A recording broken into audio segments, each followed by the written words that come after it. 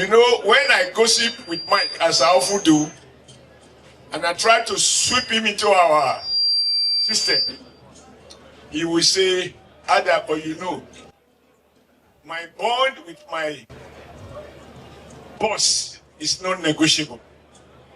He will always stand by President Jonathan, whatever it is. I can tell you, like someone said, I think the MC said it's like a joke, but it is true. To have a subordinate who bond with you very well in office and continue to bond with you even out of office, to defend anything that he knew and even the one he doesn't know. Those kind of people are not. There are not too many in our Nigeria political space. So I think it speaks to character, it speaks to upbringing. It also speaks to the fact that he's enjoying the advice of a mother like Macron.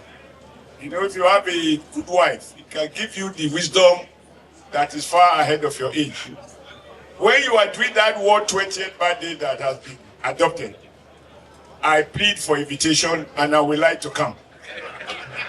Even if I will not be able to carry microphone, I want to come and drink. You know, I went to steal a drink, a glass of wine.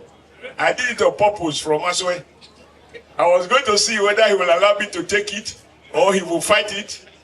I told you, I said, watch. If there's any struggle, go to my aid. And before I approach Asue, he already offered the glass. Okay, I will take it. Asue, thank you so much. As you can see, I have taken it to my nourishment and at your expense. So, Madam Louisa, congratulations. Okakakwe, congratulations. Mr. President, these are my final comments. Knowing how challenging this environment is, for you to take time to come to Benin to celebrate with your chief of staff, again, it shows that loyalty beget loyalty. And may God continue to use you as an example of a man who can find peace in office and even more peace out of office and command even more respect when he's not even in office. May God grant you longevity.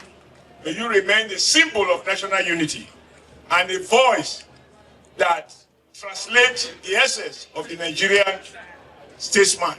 God bless you, sir.